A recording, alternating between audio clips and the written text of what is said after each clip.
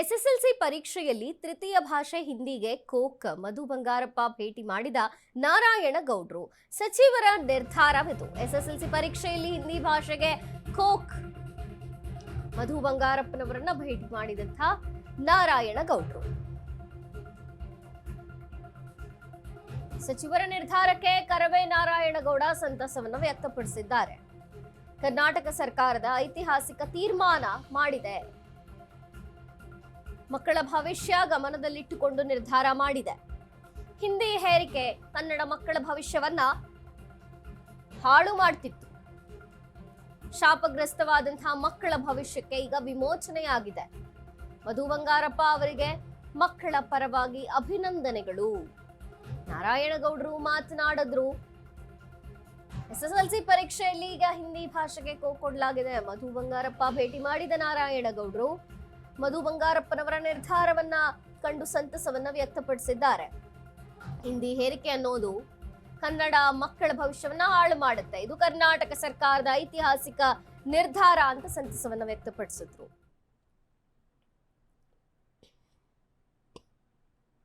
ಶಿಕ್ಷಣ ಸಚಿವರು ತಗೊಂಡಂತ ತೀರ್ಮಾನ ಕರ್ನಾಟಕದ ಮಕ್ಕಳ ಭವಿಷ್ಯ ಮತ್ತು ಬದುಕು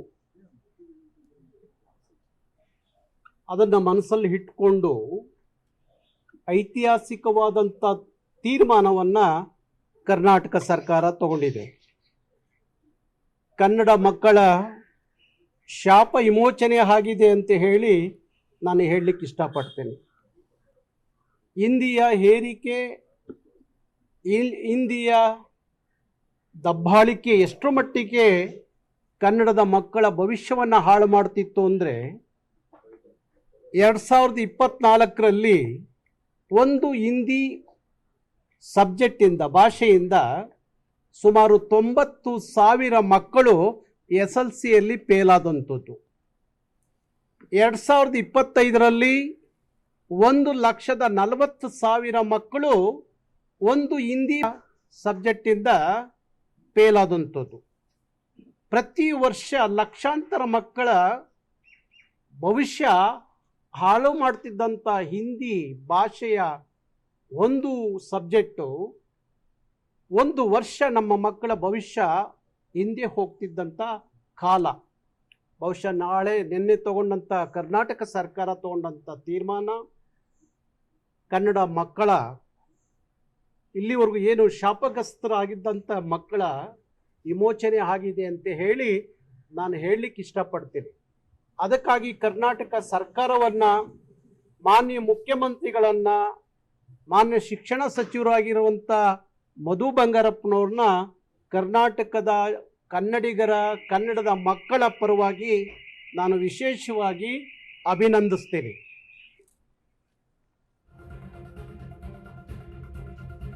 ಹಿಂದಿ ಕಲಿಕೆ ಕೈಬಿಟ್ಟ ವಿಚಾರಕ್ಕೆ ವಿಜಯೇಂದ್ರ ವಿರುದ್ಧ ಗುಡುಗು. ನಿನ್ನೆ ನಾನು ವಿಜಯೇಂದ್ರ ಹೇಳಿಕೆ ಗಮನಿಸಿದೆ. ಇದು ಮಕ್ಕಳ ಮೇಲೆ ಪರಿಣಾಮ ಬೀರಲಿದೆ ಅಂತ ಹೇಳಿದ್ದಾರೆ. ಹಿಂದಿಯಿಂದ ಮಕ್ಕಳ ಭವಿಷ್ಯ ಹಸನಾಗಿಲ್ಲ, ಮಕ್ಕಳ ಭವಿಷ್ಯವು ಉಜ್ವಲವಾಗಿಲ್ಲ. ಇದನ್ನ ಬಿಜೆಪಿಯ ವಿಜಯೇಂದ್ರ ಅರ್ಥ ಮಾಡಿಕೊಳ್ಳಬೇಕು. ಮಹಾರಾಷ್ಟ್ರದಲ್ಲಿ ತ್ರಿಭಾಷಾ ಸೂತ್ರ ಕೈ ಬಿಟ್ಟಿಲ್ವಾ? ಅಲ್ಲಿ ಯಾವ ಸರ್ಕಾರವಿತ್ತು? ಇದನ್ನ ಮಹಾರಾಷ್ಟ್ರದಲ್ಲಿ ಬದಲಾವಣೆ ಮಾಡಬಹುದಿತ್ತಲ್ವಾ? ಇದು ವಿಜಯೇಂದ್ರ ಅಜೆಂಡಾ ಅಲ್ಲ, ಇದು ಬಿಜೆಪಿ ಅಜೆಂಡಾ. ನಿಮ್ಮ ಪಕ್ಷದ ಅಜೆಂಡಾದಿಂದ ಕನ್ನಡ ಮಕ್ಕಳ ಭವಿಷ್ಯ ಹಾಳು ಮಾಡಬೇಡಿ.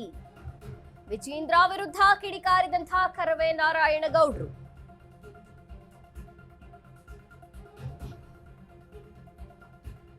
ಹಿಂದಿ ಕಲಿಕೆ ಕೈಬಿಟ್ಟ ವಿಚಾರಕ್ಕೆ ವಿಜಯೇಂದ್ರ ವಿರುದ್ಧವಾಗಿ ಗುಡುಗಿದ್ದಾರೆ. ನಿನ್ನೆ ನಾನು ವಿಜಯೇಂದ್ರ ಹೇಳಿಕೆಯನ್ನ ಗಮನಿಸಿದೆ. ಇದು ಮಕ್ಕಳ ಮೇಲೆ ಪರಿಣಾಮ ಬೀರಲಿದೆ ಅಂತ ಹೇಳಿದ್ದಾರೆ.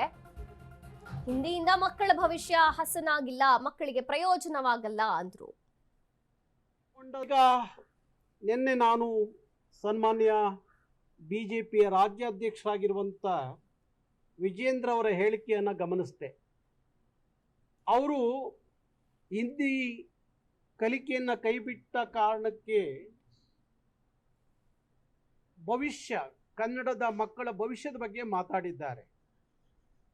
ಯಾವ ಹಿಂದಿಯಿಂದ ಕನ್ನಡದ ಮಕ್ಕಳ ಭವಿಷ್ಯ ಹಸನಗೊಂಡಿಲ್ಲ, ಬದುಕನ್ನು ಹಿಂದಿ ಕಟ್ಕೊಟ್ಟಿಲ್ಲ, ಅದನ್ನು ವಿಜೇಂದ್ರ ಅವರು ಅರ್ಥ ಮಾಡಿಕೊಳ್ಳಿ. ಹಿಂದಿಯ ಭಾರತ ಅಲ್ಲ, ಭಾಷೆಯ ಆಧಾರಗಳ ಮೇಲೆ ಭಾರತದ ಒಂದು ಒಕ್ಕೂಟ, ಭಾಷೆಗಳ ಒಳಗೊಂಡಂಥದ್ದೇ ಒಂದು ರಾಜ್ಯಗಳು, ಆ ರಾಜ್ಯಗಳ ಒಕ್ಕೂಟವೇ ಭಾರತ ಅನ್ನೋದು ಪರಿಕಲ್ಪನೆ ಅಧ್ಯಕ್ಷರಿಗಿದ್ದರೆ ಒಳ್ಳೆಯದು. ಮತ್ತು ಇವತ್ತು ಪಕ್ಕದ ಮಹಾರಾಷ್ಟ್ರವನ್ನು, ಅವ್ರದ್ದೇ ಸರ್ಕಾರ ಇದೆಯಲ್ಲ ಮಹಾರಾಷ್ಟ್ರದಲ್ಲಿ, BJP ಅವ್ರದ್ದೇ ಸರ್ಕಾರ ಇದೆ, ಅಲ್ಲಿ ತ್ರಿಭಾಷಾ ಸೂತ್ರವನ್ನು ಕೈಬಿಟ್ಟು ದ್ವಿಭಾಷಾ ಸೂತ್ರವನ್ನು ಜಾರಿಗೆ ತಂದ್ರಲ್ಲ, ಯಾಕೆ ಅವರಿಗೆ ಪಾಠ ಹೇಳಲಿಲ್ಲ ವಿಜೇಂದ್ರ ಅವರು ಮತ್ತು ಅವರ ಪಕ್ಷದ ವರಿಷ್ಠರು ಯಾಕೆ ಪಾಠ ಹೇಳಲಿಲ್ಲ? ಕರ್ನಾಟಕದ ಮಕ್ಕಳ ಮೇಲೆ ಇಂಥ ಭವಿಷ್ಯದ ಬದುಕಿನ ಮೇಲೆ ಬರೆ ಹಾಕುವಂಥ ಹಿಂದಿಯನ್ನು ನೀವು ಸಮರ್ಥನೆ ಮಾಡ್ಕೊಳ್ಳೋದು ಯಾಕೆ ಅನ್ನೋದು ನನ್ನ ಪ್ರಶ್ನೆ. ಬಹುಶಃ ನನಗೆ ಅನಿಸುತ್ತೆ ಇದು ವಿಜೇಂದ್ರ ಅವರ ಅಜೆಂಡಾ ಅಲ್ಲ, ಅವರ ಪಕ್ಷದ ಅಜೆಂಡಾ ಅಂತ ಅನಿಸುತ್ತೆ. ಹಾಗಾಗಿ ಸನ್ಮಾನ್ಯ ಯಡಿಯೂರಪ್ಪನವರು ಭಾರಿ ದೊಡ್ಡ ಕನ್ನಡದ ಅಭಿಮಾನ, ಕಾಳಜಿ, ಪ್ರೀತಿಯನ್ನು ಇಟ್ಕೊಂಡವರು, ಕನ್ನಡದ ಮಕ್ಕಳ ಭವಿಷ್ಯದ ಬಗ್ಗೆ ಮಾತಾಡ್ತಿದ್ದಂಥವ್ರು. ಅಂಥವರ ಪುತ್ರ ವಿಜೇಂದ್ರ ಅವ್ರಿಗೂ ಅದೇ ಕಾಳಜಿ, ಕಳಕಳಿ ಇರಬೇಕು ಹೊರತು ನೀವು ನಿಮ್ಮ ಪಕ್ಷದ ಅಜೆಂಡಕ್ಕಾಗಿ ಕನ್ನಡದ ಮಕ್ಕಳ ಭವಿಷ್ಯವನ್ನು ಬಲಿ ಕೊಡಬೇಡಿ ಅಂತೇಳಿ ನಾನು ಹೇಳಲಿಕ್ಕೆ ಇಷ್ಟಪಡ್ತೀನಿ. ಹಾಗಾಗಿ ಕರ್ನಾಟಕ ಸರ್ಕಾರದ ತೀರ್ಮಾನವನ್ನು ಇಡೀ ಕನ್ನಡಿಗರು ನಾವು ಅಭಿನಂದಿಸ್ತೀವಿ. ಡಯಾಬಿಟಿಸ್ಗೆ ಮೆಡಿಸಿನ್ ತಗೊಂಡು ಶುಗರ್ ಕಂಟ್ರೋಲ್ ನಲ್ಲಿದ್ದೀರಾ? ಆದ್ರೆ ಸತ್ಯ ಏನ್ ಗೊತ್ತಾ, ಅವು ರಕ್ತದ ಶುಗರ್ ಲೆವೆಲ್ ಅನ್ನ ಕಡಿಮೆ ಮಾಡ್ತವೆ ನಿಜ, ಆದ್ರೆ ದೀರ್ಘಕಾಲದವರೆಗಲ್ಲ. ಹೃದಯ, ನರಮಂಡಲ, ಕಿಡ್ನಿ, ಲಿವರ್ ಮೇಲೆ ಒತ್ತಡ ಬೀರುತ್ತೆ, ಒಂದು ಹೋಗಿ ಇನ್ನೊಂದಾಗುತ್ತೆ. ಮೆಹಾಟೋನ್ ಕೇರಳದ ಆಯುರ್ವೇದ ಫಾರ್ಮುಲೇಷನ್. ಇದು ಶುಗರ್ ಮಾತ್ರ ಕಂಟ್ರೋಲ್ ಮಾಡಲ್ಲ, ಇಡೀ ಮೆಟಾಬಾಲಿಕ್ ಬ್ಯಾಲೆನ್ಸ್ ಅನ್ನೇ ರಿಪೇರಿ ಮಾಡಿಬಿಡುತ್ತೆ. ಮೆಹಾಟೋನ್ ದೀರ್ಘಕಾಲದ ಸಹಜ ಜೀವನಕ್ಕೆ ಸಹಾಯ ಮಾಡುತ್ತದೆ.